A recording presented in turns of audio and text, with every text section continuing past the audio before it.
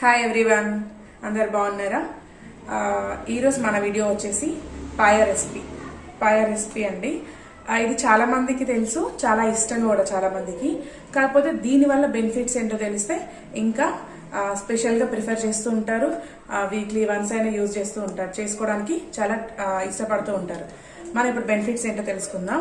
First benefit వచ్చేసి ఇది very nutritious, అంటే చాలా పోషక విలువలు అనేవి ఈ పాయలో ఉంటాయండి. ఎందుకంటే మేక కాళ్ళు కదా, అందులో ఉన్న గుజ్జు అనేది మనకు చాలా హెల్ప్ఫుల్ అవుతుంది. చాలా న్యూట్రిషియస్ అంటే చాలా వాల్యుబుల్ థింగ్స్ అనేవి ఇందులో ఉంటాయి. అండ్ సెకండ్ వన్ వచ్చేసి వెయిట్ లాస్ కూడా చాలా బాగా ఉపయోగపడుతుంది.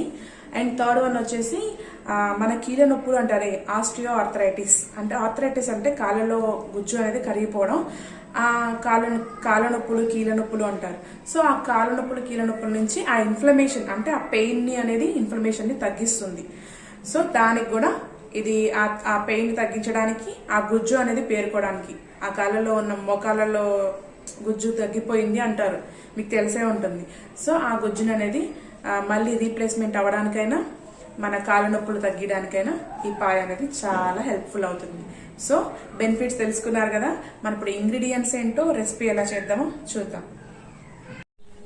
మనకి మసాలా కావాలని చెప్పాను కండి, ఈ పాయకు కావాల్సింది ఇప్పుడు దాల్చిన చెక్క, ధనియాలు, యాలకులు, లవంగాలు, జీలకర్ర, షాజీరా, ఇవన్నీ ఎండు కొబ్బరి లైట్గా ఇలా వేయించుకోవాలి. ఇలా వేయించుకొని పౌడర్ పెట్టుకొని పక్కన పెట్టుకోవాలి. ఇలా వేయించుకున్నాక గ్రైండర్లో వేసి ఒకసారి ఒక రౌండ్ తిప్పిన తర్వాత మనం ఈ గసగసాలు ఉన్నాయి కదండి, గసగసాలు వాటర్లో వేసుకున్నాం కదా, ఒక రౌండ్ తిప్పిన తర్వాత గసగసాలు కూడా అందులో వేసేసి ఒక మెత్తటి పేస్ట్ లాగా చేసుకొని పక్కన పెట్టుకోవాలి. ఫస్ట్ గ్యాస్ ఆన్ చేసుకొని హై ఫ్లేమ్లోనే పెట్టేసి కుక్కర్ పెట్టుకున్నానండి. కుక్కర్లో అయితే తొందరగా ఉడుకుతుంది, లేకపోతే చాలా టైం తీసుకుంటుంది. కాబట్టి కుక్కర్లో వండితేనే కూడా మెత్తగా అవుతాయి, ఆ బొక్కలు కూడా మంచిగా అనిపిస్తుంటుంది.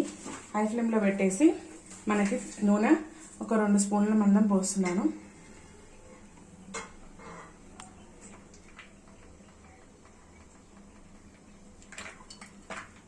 ఒక 2 స్పూన్ల మందం, టేబుల్ స్పూన్ మందం పోసాను. అండ్ నెక్స్ట్ ఇందులోనే లైట్గా హీట్ అయినాక ఆనియన్స్, పచ్చిమిర్చి,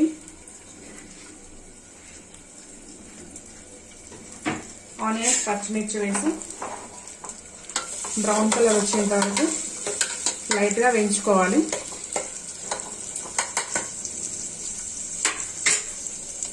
లైట్గా ఒక హాఫ్ టీ స్పూన్ సాల్ట్ వేస్తే తొందరగా వేగుతుంది. ఆనియన్స్ బ్రౌన్ కలర్ వచ్చేంత వరకు ఉంచాలి.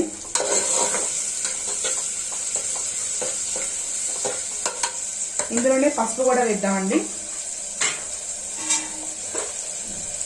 ఒక టీ స్పూన్ అంతా పసుపు వేసి కలుపుకొని బ్రౌన్ కలర్ వచ్చేంత వరకు ఉంచాలి.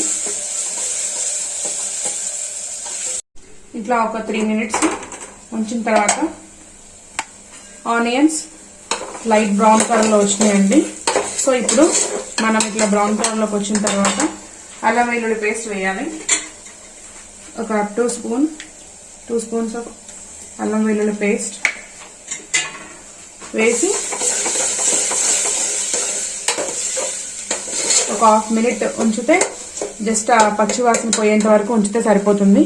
హాఫ్ మినిట్ ఆర్ 1 మినిట్ అయినా ఉంచవచ్చు. ఉంచిన తర్వాత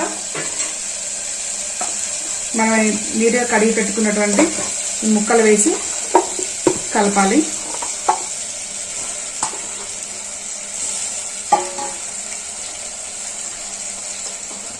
కలిపేటప్పుడు కొంచెం సిమ్లో అయినా మీడియం ఫ్లేమ్లో అయినా పెట్టుకొని కలపండి.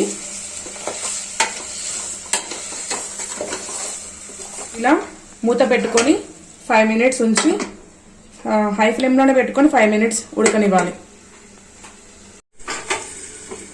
ఇట్లా ఒక 5 మినిట్స్ హై ఫ్లేమ్లో ఉడికిన తర్వాత ఒకసారి కలుపుకోవాలండి. కలుపుకొని మనం ఇందాక కరివేపాకు ఫస్ట్ వేస్తారు చాలామంది, ఎందుకంటే డైరెక్ట్ ఆయిల్లో వేయించితే ఆ కరివేపాకు ఉన్న వాల్యూస్ అన్ని పోతాయండి. సో నేను అందుకనే కర్రీలోనే వేస్తుంటాను దాదాపు. ఇలా కలుపుకొని దీనిలో ఇందాక నేను చెప్పాను కదండి, పేస్ట్ లైట్గా వేయించుకొని పేస్ట్ చేసుకోవాలని. గసగసాలు, యాలకులు, లవంగాలు, చెక్క, షాజీరా, ఎండు కొబ్బరి, మిరియాలు అన్నీ కలిపి లైట్గా వేయించుకున్న పేస్ట్ ఇది. సో ఈ పేస్ట్ వేసుకొని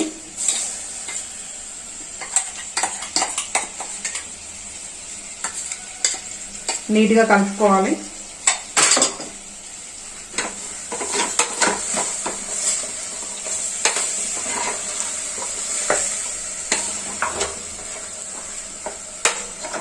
ఇట్లా కలుపుకొని ఒక 10 మినిట్స్ ఉంచండి. 10 మినిట్స్ మూత పెట్టాలి. తర్వాత ఉప్పు కారం వేసుకోవాలి. ఇట్లా ఒక 10 మినిట్స్ ఉడికిన తర్వాత మసాలా బాగా ఉడికి ఉంటుంది. అందుకనే ఇప్పుడు 2 ఇంగ్రీడియంట్స్ యాడ్ చేసుకోవాలి. అవి సాల్ట్, మీ టేస్ట్ తగినట్టు. నేనైతే 2 టేబుల్ స్పూన్స్ యూజ్ చేశానండి. కారం కూడా మీకు టేస్ట్ తగ్గట్టు నేను ఒక 2 టేబుల్ స్పూన్స్ యాడ్ చేసి బాగా కలపాలండి.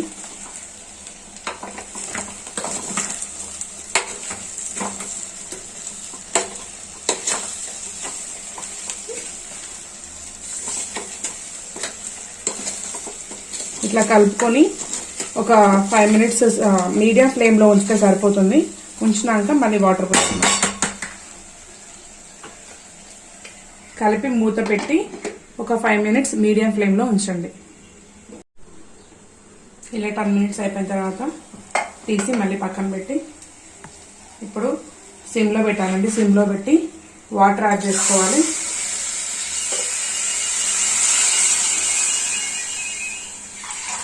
పాయ కదండి, సో నేను 2 గ్లాసెస్ ఆఫ్ వాటర్ పోస్తున్నాను.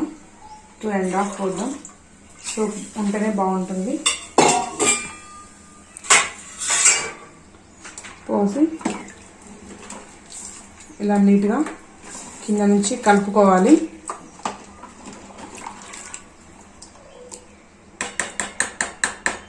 కలుపుకొని మూత పెట్టాలండి. మూత పెట్టేసి 5 to 6 విజిల్స్ రావాలి. ఇట్లా 6 to 7 విజిల్స్ అయిపోయిన తర్వాత ఇది 1 kg లోపు ఉంటేనండి, హాఫ్ కేజీ అయినా 3/4 kg అట్లా ఉంటే 5 to 6 విజిల్స్ సరిపోతుంది. 1 kg అబోవ్ ఉంటే ఒక 10 విజిల్స్ వరకు రావాలి. నేనైతే ప్రజెంట్గా 6 విజిల్స్ పెట్టాను. అయిపోయిన తర్వాత గ్యాస్ ఆఫ్ చేసుకొని గ్యాస్ సిమ్లో పెట్టేసుకొని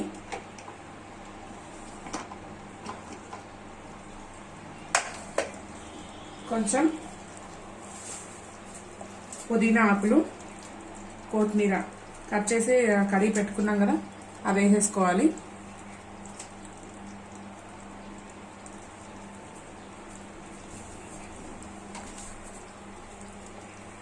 బాగా ఉడికింది కదండి.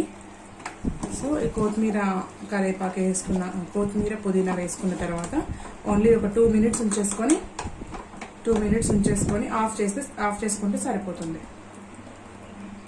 గ్యాస్ ఆఫ్ చేసుకున్నానండి. తర్వాత సర్వింగ్ బౌల్లో తీసుకోవాలి.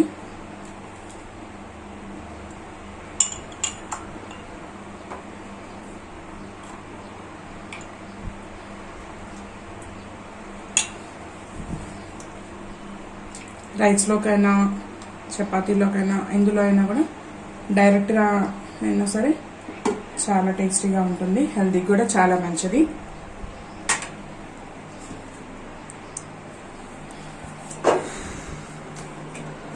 పాయ, ఎంతో టేస్టీ అయిన పాయ రెడీ. చూసారు కదండి వీడియో. సో ఆ విధంగా మీరు తయారు చేసుకొని వారానికి ఒకసారైనా తినడానికి ట్రై చేయండి.